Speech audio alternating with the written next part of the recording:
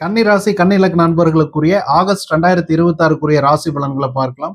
கன்னிராசி அன்பர்களுக்கு இந்த ஆகஸ்ட் மாதத்தினுடைய தீமே பார்த்தீங்கன்னா, ஒரு தடையை சந்தித்து பிறகு வெற்றி அடைவது. ஒரு தடையை சந்தித்து பிறகு வெற்றி. இப்படியே தான் உங்களுக்கு இந்த மாதம் முழுக்கவே இருக்கும். என்ன காரணம்னா, சுக்கிரன் உங்களுடைய ராசியிலேயே நீச்ச பலத்தில் இருக்கிறார். இருந்தாலும் நீச்சபங்க ராஜயோகத்தையும் அடைகிறார்.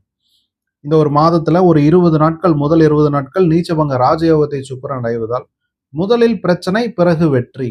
அப்போ ஒரு தடவை நீங்க முயற்சி பண்ணா, 2வது தடவை, 3வது தடவை முயற்சி பண்ணா, உங்களுக்கு கண்டிப்பா வெற்றி வாய்ப்புகள் அதிகபட்சம் உண்டு அப்படிங்கிறது இந்த மாதத்தினுடைய கன்னிராசி அன்பர்களுடைய ராசியிலேயே சுக்கிரன் சஞ்சாரம் செய்வது இந்த மாதம் உங்களுடைய முக வசீகரம் ஓரளவுக்கு இம்ப்ரூவ் ஆகிறதுக்கு, உங்களை பார்த்து உங்க ஃபேஸ்ல ஒரு சேஞ்ச் இருக்கு அப்படின்னு உங்களுடைய நண்பர்கள், உறவினர்கள் சொல்வதற்கு அதிகபட்ச வாய்ப்புகள் உண்டு.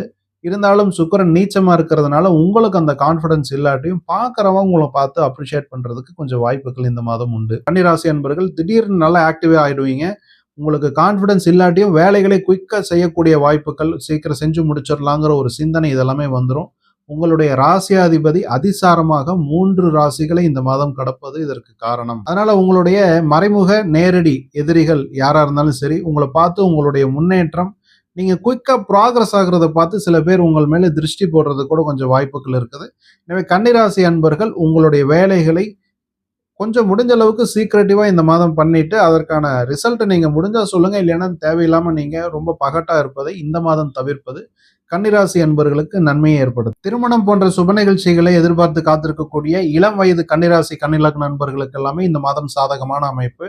உங்களுடைய திருமணம் சம்பந்தப்பட்ட விஷயங்கள், நிச்சயதார்த்தம் சம்பந்தப்பட்ட விஷயங்களை பேசி இறுதி வார்த்தை பேசிக் கொள்வதற்கு ஒரு சாதகமான அமைப்பு இந்த மாதம் முழுக்கவே கன்னிராசி என்பவர்களுக்கு உண்டு. 12ஆம் இடத்துல கேது பகவான் சஞ்சாரம் இருந்தாலும் உங்களுடைய ராசியாதிபதியுமே பார்த்தீங்கன்னா 12ஆம் இடத்துல ஒரு 20ஆம் தேதிக்கு பிறகு சஞ்சாரம்.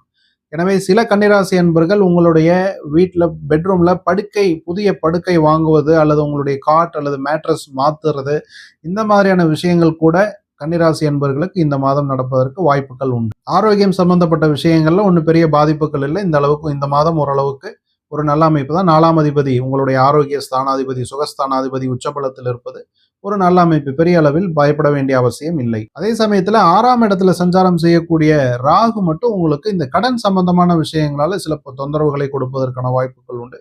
எனவே புதிய கடன் சம்பந்தப்பட்ட விஷயங்கள்ல உங்களை ஈடுபடுத்திக்காம முடிஞ்ச அளவுக்கு தப்பித்துக் கொள்வது கன்னிராசி கன்னிலக்ன நண்பர்களுக்கு நன்மையான வாய்ப்புகளை ஏற்படுத்தி கொடுக்கும். கன்னிராசி கன்னிலக்ன நண்பர்களுக்கும் உலக தமிழ் ஜோதிட ஆர்வலர்களுக்கும் மனமார்ந்த வாழ்த்துக்கள்.